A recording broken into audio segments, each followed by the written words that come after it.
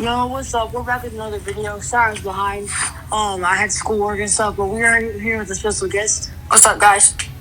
And today we're going to be doing a draft guide for each, for the skill positions. We're going to be doing 4 players for each skill position. And yeah, we're going to break down the pros and cons, see how that can translate to the NFL. All right, so let's get into it with the top 4 quarterbacks. Number 1, we're going to Cam Ward. He's a perfect middle of the field passer who can escape sacks and a big play machine. But he holds the ball way too long, and he's careless and hasn't played anyone good yet.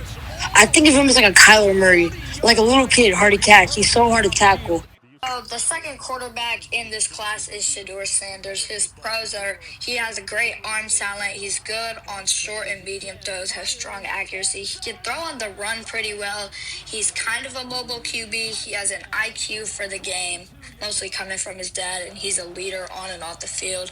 Cons, he's working on his deep ball accuracy. He holds the ball way too long, takes a lot of unnecessary sacks he doesn't need, waits in the pocket too long, wants to take the big plays too much. His comparison is Joe Burrow, kind of like sits in the pocket, always wants to look downfield, moves onto the ball a little too long, but also has a good arm. All right, now we got Jackson Dart. He's one of my favorite quarterbacks, Ole Miss. He's a top player who demonstrates accuracy through the field. He can win the big games. Obviously, he beat the Jane Daniels LSU team, Georgia this year, and he beat Penn State last year. But his quarterback play might be not translate well to the NFL and a heavy pass offense team. He can't always go for the big play. Played on pass-heavy offense, like I said. His comparison to Baker Mayfield. Similar size to him, a little stocky. But yeah, Jackson Dart, he could be pretty high in the draft this year, honestly, with this quarterback class. The fourth quarterback in this draft, I believe, is Quinn Ewers. Kind of controversial, but I believe he's the fourth. His pros, he has good arm talent and strong arm strength. He is great in the short and medium throws. He has good accuracy. He has a good game IQ. Doesn't take a lot of bad sacks. He takes what is given. He takes the check down. He rarely forces throws. He works well in RPOs. He can throw on the run, and he has the big game experience. I know he loses some of them, but he has won a majority of them. He has some cons, too. He has lazy footwork. He doesn't have great pocket awareness. He's not a very mobile QB. He gets fooled at pre-snap coverage shells, and he has a lot of injuries. His comparison is Aaron Rodgers. It's mostly based off the arm, the RPO, and not being able to run. All right, now we're done with the quarterbacks, and now we're on to the running backs. So obviously, the first running back in this class is Ashton Jeanty. His pros, good size and build. He reads gaps well. He's good at breaking tackles. He has a burst ability and has good acceleration, and he's good at making cuts. His cons, his pad level is way too high at sometimes. He runs away from tackles instead of breaking the tackles. He breaks his paths to avoid contact instead of bouncing the hits, and his pass blocking needs some work. His comparison is LaDainian Tomlinson. Number 2, we got Marion Hampton out of UNC. He's not scared to play through heavy contact. He likes to use his trucking ability, and if you try to tackle him, he's taking that an extra 3 to 4 yards. He is an amazing at trucking, but he lacks shift and creativity through his first steps. That's like juke moves and that kind of stuff. He also runs into defenders, which could be a problem, not showing creativity. He wants to take the hits, so he's not scared, though, which is also pretty good. Comparison is J.K. Dobbins, 2 pretty big-sized running backs who rely heavily on their strength and athleticism to break tackles, and it works, obviously. Pretty big-sized running backs who rely heavily on their strength and athleticism to break tackles, and it works, obviously. Third best running back in this class is Caleb Johnson from Iowa. His pros are he's a physical and tough running back for his size. He's good at knowing the yardage needed and can get tough carries and get for yards. He can fight through smaller defenders, and he reads gaps well. His cons are he's not a good first contact pass blocker. He needs to do a lot of work in the pass blocking game, especially in the NFL, and he needs to work on explosiveness earlier in his runs, and his comparison is Zach Charbonnet.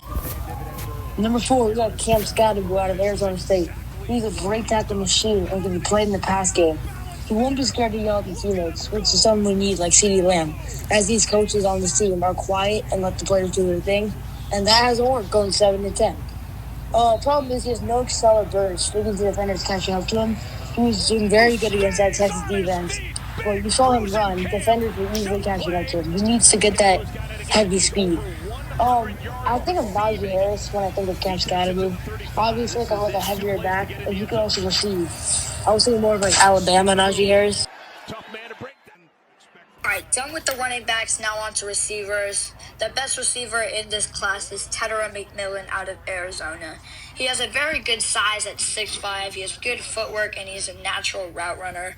He's a good yards after the catch guy. He wins at the line of scrimmage. He makes a lot of contested catches, and he's a mismatch playmaker.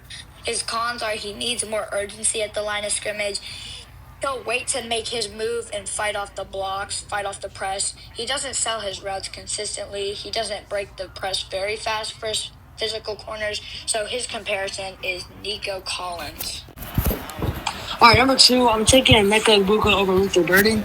I'll take, he can run any route in the book and an amazing blocker. His problem is he's limited experience playing outside versus man, and he has tons of ankle concerns. I see so much Brandon Ayuk in his game, it's not even funny. He knows every route, like I said, and is a great blocker. Exactly the same frame at 6'1". He's going to be the next Brandon Ayuk, and I'm not scared to say that. All right, third best receiver in this class is Luther Burden III out of Missouri. He's a dynamic playmaker and makes big plays with the ball in his hands. He's very speedy, he is a punt returner, and he's a threat all around the field. His cons are he gets pushed around and blocking. He's not a very big person. He doesn't block very well. He doesn't meet the ball very much. He doesn't attack. He doesn't have great ball skills. He doesn't have much experience playing outside receiver, and his route running technique needs some work. His comparison is Ja'Marr Chase. He's a smaller receiver, makes big plays, lines up everywhere. I see Ja'Marr Chase in him. All right, we got Trey Harris, number 4, last but not least. He's very physical against the press, and he's really lengthy. He has great ball skills, deep ball threat, even on double teams. Cons of Trey Harris are that he's a very stiff route runner and not much of a speedster. That stiff route running and like slow ability makes defenders catch up to him and makes him have to make some tough catches that he shouldn't be able to make. My comparison is Courtland Sutton, both pretty tall, lengthy receivers who just play similar. All right, now we got the big boys, the tight ends. And number 1, pretty obvious, my guy Tyler Warren. He's solid hands, he's very athletic, and a great deal at 6'6", 260. He's similar to Trey Harris in the con that he lacks separation and needs to work, but he needs to work on his blocking. I see a ton of George Kittle in his game, how he's physical to grab the ball, but he just needs to work on that blocking ability, and he could be the perfect tight end in the NFL. Yeah, just to emphasize, Tyler Warren, great hands. He makes a lot of contested catches. He's easily the best tight end in the class. Like that Boise State catch. Yep. And the second tight end is Colston Loveland. His pros, good size, very athletic, good post-catch speed, and has good acceleration. He has a good catch radius. He attacks the football, good ball skills, and he has good vertical speed. His cons, he has a drop issue. He struggled with lots of drops in 2023, and he needs to work on his pad level during blocking. His comparison is Tucker Kraft. Art.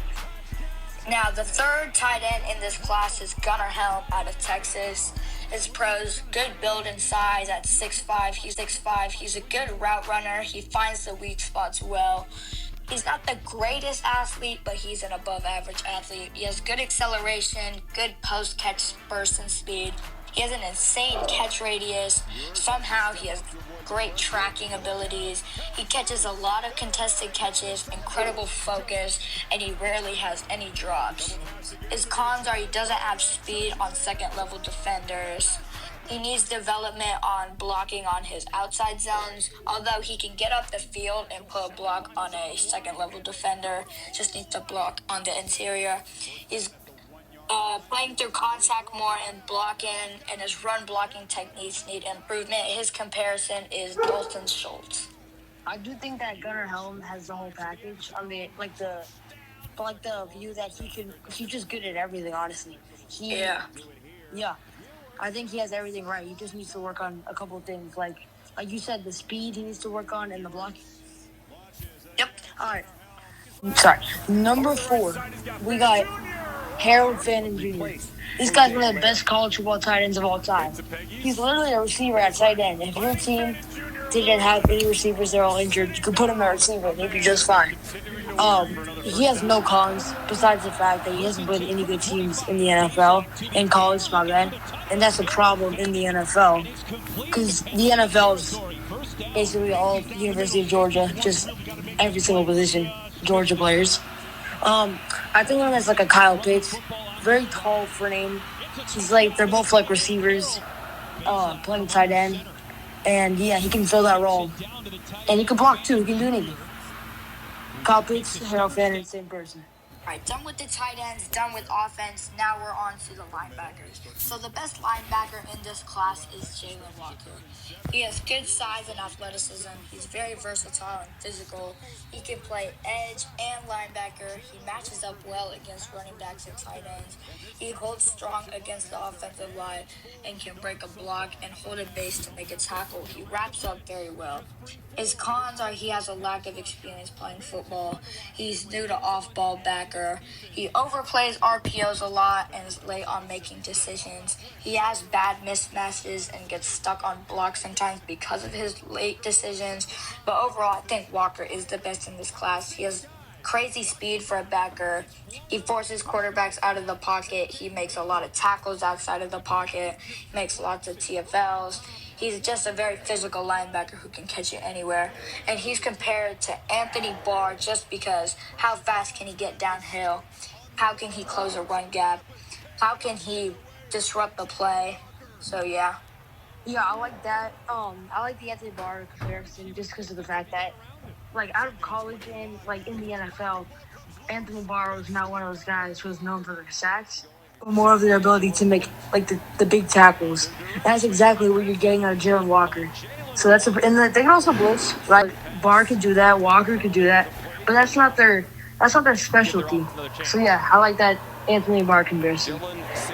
Now, number 2, we got Jahad Campbell out of Bama. He is insane because he doesn't miss many tackles, and he's elusive with speed. He can move. Problem is though is that she relies more heavily on the athleticism than the technique on blitz. Like what I mean is like footwork. He doesn't really rely on that. More on like the ability to like push someone off of him, get off the block, and that can be a problem because you need that creativity. My comparison is Nolan Smith. Nolan Smith out of Georgia had the same kind of problem. How can you show that footwork? How can you get off tackles? How can you get off like the tackle that you're going against? My bad. Yeah. Okay, so the next backer, the third linebacker in this class is Danny Stutzman out of Oklahoma. He has a good size for an NFL linebacker. He has solid speed and is good at changing direction. He has good coverage in zone, especially Tampa too. He's a good blitzer. He can defeat blocks pretty well and closes run gaps most of the time. Gaps. His cons are he has bad judgment on running plays. He does choose the wrong run gap sometimes. He opens up second level running sometimes. He did that a lot in the Texas game. And his pad level is inconsistent. His comparison is Logan Wilson. Yep. And then finally, number 4, Chris Poopall out of Ole Miss. He is crazy because I personally believe, no bias, he's a better tackler than Jalen Walker. I remember I watched him play at Ole Miss, like, as his junior year. He was never, I saw number 11 on every single play. When whoever had the ball, I saw 11 right next to him. He makes every tackle, and he can stop the run. Problem is undersized at 6'1" for his position as a outside linebacker. Tons of injury history. And he likes that twitch for a defensive end. Like, obviously, they put him more linebacker because of that size, but they also want to put him at the end. He needs more twitch at that position. That he compares to Bobby Wagner because of the size, but also the ability to make the tackles.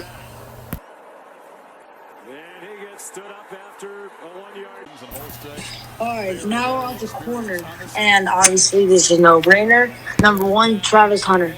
He's got all the swag. He doesn't allow the ball to ever be thrown his way, and you can tell any route because of his experience at wide receiver. He's a cheat code. It's like you're almost going against yourself. Um, Problem is he's slightly skinny and can't make every tackle against bigger wide receivers. I can't. Everyone's looking at that one game he had against Stanford where he got cooked by Eric. Oh, I don't know how to say his last name, but comparison to Sauce Gardner, the ball never goes his way. He doesn't get any picks, and that's the reason for it. It doesn't go his way. All right, number two, we got Will Johnson out of Michigan. Probably going to be a top 5-10 pick. Exceptional ball skill and has great athletic ability for his frame. His frame is like 6'2", which is actually a little oversized for a corner. That might actually be a problem for the draft. Like I said, a little too big for a position. He gets a little bit grabby, which leads to flags, and he takes tons of gambles on interceptions. And I think of Trayvon Diggs, and that's my comparison for him, Trayvon Diggs. It's just the exact same long wingspan, tall, but like takes these gambles on these picks when sometimes you don't need to go for it. All right, the third corner in this class is Jahdae Barron out of Texas, the Jim Thorpe winner. He's a very versatile and athletic player. He plays in several defensive spots, safety, corner, nickel, star. He's great in the run game. He breaks blocks well. He sets the edge. He wraps up. He doesn't miss tackles. He identifies threats, and he has great leverage on receivers. He doesn't get penalized. He doesn't get beat deep. He has great ball skills, matches up with receiver any size, and plays physical and matches intensity. His cons, he's a smaller defender at 5'11", 5'10". He's hesitant to break sometimes. He doesn't have elite long time speed, and when he's at nickel, he has weak backside corner help. And his comparison is Patrick Surtain. They're both smaller. They both set the edge well, lock down corners. So yeah, Patrick Surtain. Yep. The fourth best corner in this class is Benjamin Morrison out of Notre Dame. He's an athletic player. He has good lateral movement, quick backpedaler, and has good balance and a smooth transition to flip his hips. He has good ball skills, good leverage on his receiver, and he sets the edge well. His cons are he's inconsistent in his transition sometimes, which allows some separation. He doesn't have good closing speed. He can overrun things. He wants to make gambles occasionally, and he makes lots of gambles in zone coverage. His comparison is Kendall Fuller. All right, done with the cornerbacks, now on to the safeties.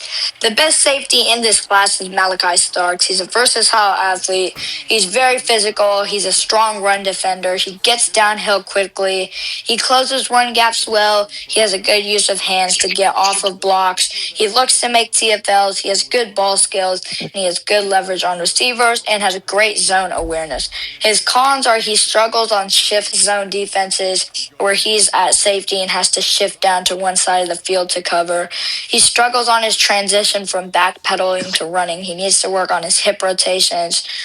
And that also comes from him struggling in man defense for his faster receivers. His player comparison is Jesse Bates. Yep. And safety number two, we're going to Notre Dame, Xavier Watts. Power hitter who's everywhere to make tackles. Aggressive to make a play. We've seen that game against Indiana where Notre Dame blew them out. He was everywhere, man. He blew me with some like the pass deflections, some of the hits he made. Whew. That aggressive play makes him sometimes miss tackles, and he needs to work better, man. Comparison, it's going to be Donovan Wilson. No one was really expecting that, but they're pretty similar. They just need to work in man. They need to work in that coverage game, but they rely heavily on their hitting ability, and that's exactly what Donovan Wilson's play style is. Safety number three, Penn State, Kevin Winston Jr. He's pretty similar, exactly the same as Xavier Watts. Aggressive tackler who's missed less than 2% of his tackles and a big safety. That is crazy. If the Cowboys need to get a run stopper, there's your guy. He doesn't miss any tackles.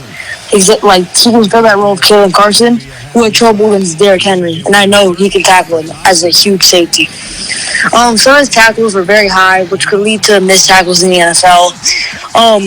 playing too high could be a problem for him. It's not that hard to break some of those tackles, but he got lucky with some of them. But you never know in the NFL. Running backs are better. They could break off those tackles. This comparison for me is like a Brian Branch, a pretty big safety who is great in the tackle game, and he could also play some pretty good coverage. Yeah, so the fourth safety in this class, Andrew Makuba out of Texas, the Clemson transfer. Very physical and versatile athlete. He has very good ball skills. He meets the ball. He attacks the ball. He has very good leverage on receiver. He breaks up passes and gets heavy interceptions because of his ball skills. He reads the QB's eyes well. He's good at getting downhill, closing run gaps, stealing the edge when he comes down. His cons are he is an undersized safety. He's built more like a cornerback. He dives at the legs sometimes, leading to broken tackles. Dives too low. In the open field, he occasionally makes reckless hits in college where he leads with his head down. His comparison is a smaller Brian Branch, hard-hitting safety, good ball skills, hits hard, gets some interceptions. So yeah, just a smaller Brian Branch. So yeah. Yeah, I like that guy. So yeah, that's gonna be the video today. I think we're good on the positions, and I just hope the Cowboys look heavily into these positions as to address the needs of this team, which are a lot of needs. Yeah. So thank you guys for watching. Hope you gained some insight on some of these players. Yep. Go down and hit that subscribe button. And yeah. Golden Gaming, Golden Gaming and King R Cowboys. So yeah, thank you.